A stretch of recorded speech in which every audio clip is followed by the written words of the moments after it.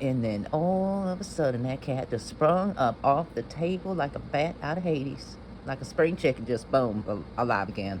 And we all swore. We swore it was dead. We all thought it was dead. We were shocked to see it just spring up to life on the table like that. But anyway, they was very happy to have their cat back, and it was quite a thing. And from that point on, it just seemed like everybody wanted to bring their animal to my clinic, So anyway, is your camera rolling now? Are you recording now? All right, all right, all right. Well, I have a laboratory and research facility, like I was saying, and in my clinic, and I've been working with animals for a very long time and doing a lot of different types of tests and doing research and things of that nature. And I started noticing a pattern years ago, a pattern in the structure of the DNA when I was doing autopsies and things of that nature. And I started documenting it, and anytime notice a pattern, I'd start really documenting it and gathering up data and, you know, just making sure that if there was some discovery to be made of some kind, that there wasn't anybody else that was seeing it. So I was always checking the published papers from the medical societies and all of that nature, and the scientific community and all of that. And I went before the review board after a little while when I figured I had enough documentation, I had enough evidence, my discovery, and they didn't want to have nothing to do with it. They didn't understand it. In fact, they said something about I must be dumb or lacking the ability to do proper research at the very least. And it wasn't until someone else had discovered what I had already discovered, and they were all, very disappointed to find out that I'd already discovered it. So they couldn't take credit. All they could do was just admit that they were wrong. And they did eventually, and it ended up getting reviewed, ended up getting it published and getting the recognition for it, for the discovery. And the next thing I know, I was getting calls at least once or twice a week, and more research scientists were wanting to know more about the research I'd already done and wanting to do my data and my documents and everything and see all my information. And I thought to myself a couple times over the years, who's the dummy now? They all said that I must be dumb or lacking the ability to do proper research, and now here it is, and all y'all, they got questions about what I had discovered. But anyway, I ended up getting a phone call one time from a fellow by the name of Gary, and he was an archaeologist, and then he went to Hawaii. I've been all over. I'm gonna tell you that. I've been all over to many different research facilities all over the country. After I set up my research facility, my laboratory, it became pretty well known that I kind of knew what I was doing. So I'd go in and research facilities and laboratories that were already up and going and help them to upgrade their equipment or make their laboratory space a little bit more efficient. I would go in and find out what they were doing research on, and then I would research myself into the latest and the greatest upgraded equipment and everything, make my recommendations and give them advice on how to set up their laboratory to make it more efficient. I did so many of those. I went around all over the country. I went out of the country too a couple times, but there's all kinds of research facilities all around this whole country, and even brand new ones they call me in on and give them advice, find out what they're doing research on and give them advice and tell them what type of equipment to buy and how to set up their laboratories and everything. I set up many laboratories right here in the United States too, and that was even in Hawaii. I'd been called by a fellow by the name of Gary, like I said, and went out to Hawaii. It was very nice there, I must say. It was very nice, and it was a very nice research facility I helped get set up. Brand new. It was very nice, and that the fella Gary was a very interesting fella. He was older. He was an older gentleman, and he told me a story one time about how he had been traveling and he was coming back from Japan. I mean, first of all, he ended up on the island because he was an archaeologist. Okay, he was a digger, as we called him. He was a digger, and he ended up getting interested in marine life and aquatic life and stuff, and ended up getting a degree in marine biology. And he stayed right there on the island, and that's what that main facility that I helped set up was for research in marine biology and aquatic life and all the nature. Anyway, he told me a story one time I thought was very curious, because he used to be an archaeologist, and he was coming from Japan, flying across the ocean, coming over towards the United States, towards the West Coast, and he was in one of them fancy, smancy, high-flying, fast, airplanes. I think they called it Concorde or something. He said he was up really high, and it was really clear, just clear as a bell, and he could see the ground below. And he was looking at the shape of the west coast of North America, of our continent here. And said he noticed something very interesting. And when he got down on the ground and the plane landed, he began like 4 years of research where he was testing the soil and looking for evidence to what he thought he saw from so high above, right? And like I said, he said he went on like 4 years all up and down the west coast doing soil samples and testing for this and testing for that and finding the evidence that he needed. He said to me that there must have been a very large marine animal such as a whale. He suspected was a whale, could have been a shark, but he suspected was a whale because he found in evidence there was a very, very large whale that had been stranded there on the west coast of the North American continent. And it would have been a very large whale. And he said he found evidence of that type of life and that type of DNA and such. He said it, I didn't really ask him too many questions about it or any details, but he said he found enough evidence that he was convinced that there was a very large marine animal, most likely a whale, that somehow was stranded on North American continent west coast. He said there must have been a lot of water at one point, years and years ago, that this very large animal would have been swimming around in the water. And he said it was very interesting because he met these old fellas that were part of a Indian tribe that told him stories about all the resources and everything that they've been digging up out here on the west coast for years and years. And according to the Indian tribesmen, there were stories about how there was this very large whale that would swallow whole pirate ships. They would swallow whole ships that were carrying gold and all the jewels and everything during the time when people were trading, because there were people back then apparently. I don't know. He told me a few other stories, but that's really not what this story is about. He was a very interesting fella, and he ended up calling me back after a while, after I finished up that laboratory there in Hawaii for him. I had met another young lady there. She was very interesting. She always looked like she was sad and she was upset about something. Like there was something bothering her, and I asked her a couple times while I was there, what was bothering her. And she wouldn't really tell me anything, but I found out later on why. And as I met up with her at a later date, once I finished that facility there in Hawaii, like I said, I came back here to the mainland, as they call it. And year or so went by, and that fella Gary gave me another call back and wanted me to meet him at a laboratory in Southern California. It was a laboratory I had already helped set up years and years ago, so I was familiar with it and where it was at, and he was going to pay all my expenses and everything, and he was going to meet me there. He said there was something there that I needed to see, something that I would have been familiar with, and I asked him a couple questions about it on the phone, and he really didn't want to tell me. He just said that I needed to meet him there and find out for myself. So I did. I went to this facility there in Southern California. Like I said, I'd already been there before, as I helped set it up, in the beginning. And when I got there, I had to go through a couple of new different checkpoints down underground, because apparently they expanded it after I had already come in. And the part that I built and helped them put together, they had expanded on that quite a bit. They expanded out and around it, and they went underground, which was quite fascinating, I will say. It was something else. We ended up going down underground. Excuse me, didn't mean for that to come out, but we were going down underground at least 6 stories. The elevator just kept going down. It was a very interesting facility.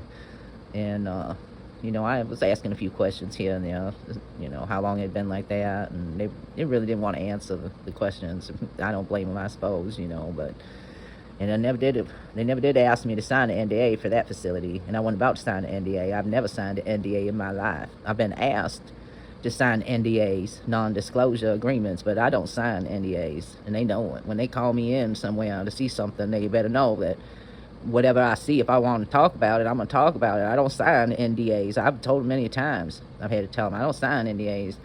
And anytime I've been called in anywhere to come and look at something, it's because they want me there, and I know that they need me there, and I know they're not going to tell me no. You can't see it just because I don't sign an NDA. But anyway, when these elevators opened up, after we'd already gone down about 6 stories below ground, underground, okay, it opened up to this very large room underground. And when I say very large, I mean very large. And it was quite impressive. And I had to go through this type of sterilization room and put on this weird type of suit, before I could go into the main area where they had these creatures at that they wanted me to see. And went through all that, got sterilized, according to them anyway, and went into this big room, this other part there. It was a sterile room, looked like a hospital room, like an operating room, where they do surgeries. And laying there on a big table in the middle of the room, and I mean a big table. It had to have been a special gurney that was made for this thing, because it was large. It was a very, very large human being. All right, it looked just like a human. It had the feet, had the fingers, it had the same facial features as a human being, same skull structure and bone structure, everything. It looked just like a human being, only it was much bigger. I will say it was much, much bigger. And I don't remember exactly what I was thinking at the time, because I think I just kind of blacked out for a couple seconds or something, and I just stood there staring at this thing. I couldn't believe it, and I was shocked. I'd never seen anything like that before in my life. And I started asking questions, and they told me, go ahead, do all the research, run all the tests, do anything you want with it. You're free to do your own examination and document your own experience with it. We've all done it, they said. And I proceeded to run all the same type of tests I would, working on animals. I told them several times, I said, this is obviously a human. This is obviously a human being. I don't usually work with humans. I work with animals, And they said, well, we're all animals anyway, according to them. But I know there's a difference myself, personally. My own research, my own experience, there's definitely a difference between the animal kingdom and human beings when it comes down to the fine micro structure, But anyway, I started running my own tests and everything on this, like I would as if it was an animal. And I noticed about the third test I had done, I noticed something. I noticed that sequence. I noticed that signature that I had discovered years ago, but had only ever found it in animals. And which was shocking. It was shocking. I wasn't expecting to see that in this thing. This was a human being. It was just a really large human being. It shouldn't have this signature in the structure of its DNA, but it did. And I just was so shocked at the time. I had so many questions that went through my mind, and there was nobody there that was going to answer any of them. They didn't want to tell me anything, on details, and it was getting kind of frustrating for me. And, I measured that thing, too. I measured that thing. It was over 16 foot tall. 16 foot long. And, I mean, his hands and his feet were, almost 2 foot long. His feet was almost 2 foot long, and his toes looked more like fingers. And it had hair on it, like a human being. We all have little fine hairs all over our body. This thing had the same thing. They were just large, they were more noticeable, and had very identifiable male features in his face and a male appendage. That was very obvious, as it had very large, penis, it was very large too. Couldn't help but see it, But anyway, after I had been there at their facility for a couple of days, running my own tests, doing my own research, I met many different folks, and that young gal from Hawaii was there once again. And I noticed her when I was sitting there eating dinner one night. I noticed her, and I waved to her, and she ended up coming and sitting with me and talking, and we talked for a good half hour or so, and then all of a sudden she says, I really need to show you something. I really want you to see something. And I was like, all right, and she took me down a couple more levels. We went in the elevator, and we went down 2 more levels, all right, into another facility, into another part of this big, large research facility underground out there. And she led me into a room, and there on the table, on a very large table, was another one of these beings. It wasn't as big as the other one. It was smaller, and this one was only a little over 10 feet.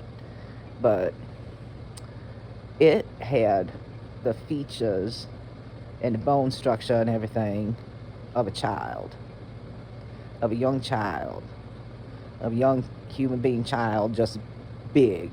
Just think of like a toddler, and then just enlarge it, like that movie Honey, I Blew Up the Kid. you know this was right there, right in front of me. And the young gal that was there with me, we really didn't say anything. I just stood there looking at it because I couldn't believe it. It was a child. Obviously this came from someone. This thing had a mother, and that was probably the father over there. They suspected, the one that I'd seen before. And I asked her if there were any other ones, and she said there were many. There were very many that were there at that particular facility. And I asked, I said, where did they come from? And she told me that when they started digging out underground to expand this particular research facility, they came across these things. They came across these creatures, these giants, down underground. And they were hostile. Apparently they were hostile. She said that their records, and she's seen all of the documentation of what had happened and read the stories, and was there when there were some people that were testifying during everything being cleaned up and all of that. And she said they just were so cruel to them. They just went in and just annihilated them. They just set off, she said they set off these charges, as she called them. They were kind of like bombs, that just they didn't destroy anything, any of the structure down under there. They just set them off down there, and they just killed these things, just put their lights out, I guess. And she said when they went through and removed all of the bodies, these very large giants and bodies, she said they'd come across some of them that were like hermaphrodite. They had both male and female parts. And said there were two other children, two other young ones that looked just like the one we were standing there with in their room. And they shipped them off to other countries. There were other countries that, were discovering these things too, and they were just kind of exchanging back and forth and just shipping these things all over to different research facilities all over the world, and research facilities underground. And it bothered me. It bothered me when she was telling me the story, how they just went in and just destroyed these things and just destroyed their way of life. And, because I was, standing there looking at this giant child, and I'm wondering to myself, did this child like to play? Did it have a ball it played with, or did it laugh? Was it ticklish? Little things like that. It came across my mind, and standing there looking at that thing, and that young gal started crying. And it was at that point right there that I realized why she looked like she was always so sad when I had met her before. Was there something bothering her? And it was this, because it was bothering me too. We just stood there crying a little bit, and just thinking about it make me a little bit soft right now. And, there's a possibility I might end up crying again if I talk too much about that. But it was just so sad to see this being laying there. And, anyway, I asked more questions before I left that facility. I asked more questions. I got a few more answers, not the answers I really wanted to get, but that Garrett fella told me that there were giants, before, when he was telling me the story about looking on the West Coast as he was flying overhead on a clear day. He just saw it would have been a very giant marine animal that stranded itself there. And I had no idea, though, that I would see what I saw. And, I asked him if there was any that were alive. And he said he knew of four that were still alive, but they were being kept captive. They were being studied and treated like lab rats, and that really bothered me. And I expressed my disgust, I'll say, to Gary about it, and he said it bothered him too, but that was out of his hands. He couldn't do much about it. But there's so many things. There's so many things that go on that most people wouldn't believe. And it doesn't take much to keep secret, I'll tell you that much. That's for sure. It doesn't take much to keep secret. Because money talks and bullshit walks. If you know what I mean, money talks. And, like I said before, I never signed an NDA, and I'll never sign an NDA. I never have in my life, and I never will. And I've seen a lot of things that might find to be fantastical, but I'll tell you, ain't nothing like a lifetime of experience and looking into certain things that the average person just don't look into. Now, a lot of people do autopsies on animals and do things like, that's a type of research in that nature, and there's very few of us that really know about those creatures that are out there. But I guess some folks are gonna know now. But I know it was something I'll never forget, that's for sure. The first time I saw one of them things, and I had the opportunity over the years was been invited to come take a look at other creatures, and then been in other places, and I declined. I declined respectfully. I wasn't gonna tell them anything that they didn't already know, and I would most likely ended up getting myself in trouble. Because I started getting a little bit upset, a little bit frustrated, a little bit angry, and you know, again, it's serenity prayer. Wisdom to know the difference. There are things I just can't change and do much about, but I will say that when I'm thinking about big giant whale stranding itself on the west coast of the North American continent, it really makes me wonder if maybe there could be mermaids out there even, a lot of possibilities. That wouldn't surprise me at all if there were mermaids.